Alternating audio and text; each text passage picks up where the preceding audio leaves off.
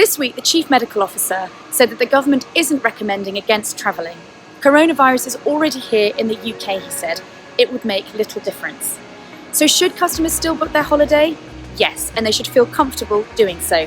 My name is Farina Azam. I'm a partner and I lead the travel practice at Kemp Little. My advice would be no, but clearly there is a lot of concern out there amongst the consumer base. So we can see that from the fact that there's been a significant drop in new bookings being made.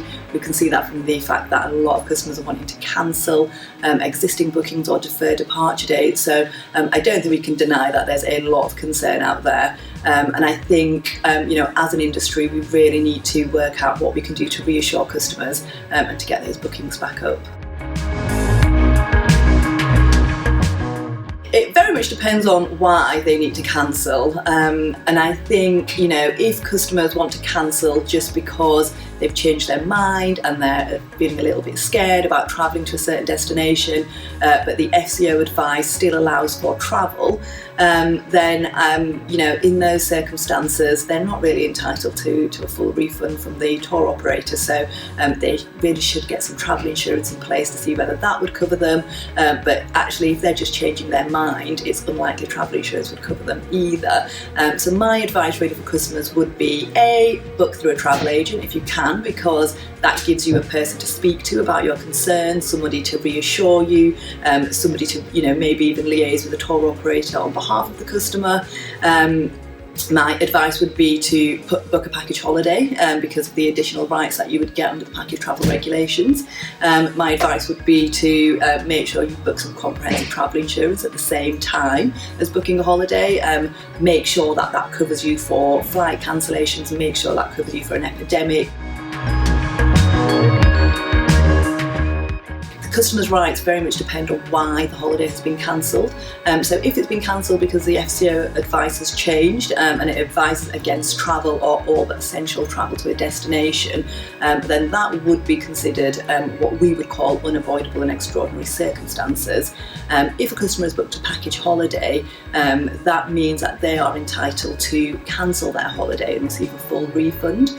My advice would be, if you do find yourself in that situation, I would offer customers a deferred departure date, maybe an alternative destination, to see if they'd be interested in travelling elsewhere where there aren't any restrictions. But if they're not happy with either of those options, then unfortunately they are entitled to a full refund, which means a package organiser does have to offer them a full refund within 14 days of their cancellation. Not ideal for the tour operator, but it is actually a significant benefit to the customer of booking a package holiday, and perhaps that's something we can talk about to reassure customers. If they're already abroad and the FCO advice changes, generally speaking, there will be repatriation flights put on. Customers are brought back, and that tends to be what happens in most situations where FCO advice changes. Nobody is left stranded in a destination. Generally, the government will always bring them back.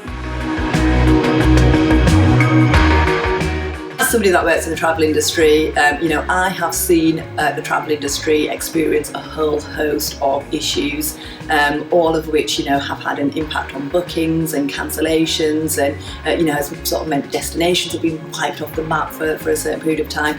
We're an incredibly resilient industry, and, I have no doubt that we will come through this. I don't personally have any concerns about booking a holiday. I'm literally looking at the moment to book something for over Easter, and I think that really is a message that we need to be sending out to customers. It's worth mentioning that yesterday at the press conference, the government's Chief Medical Officer went on record to say that they would not be advising against travel abroad, and that really is the message that we need to be putting out to our customers.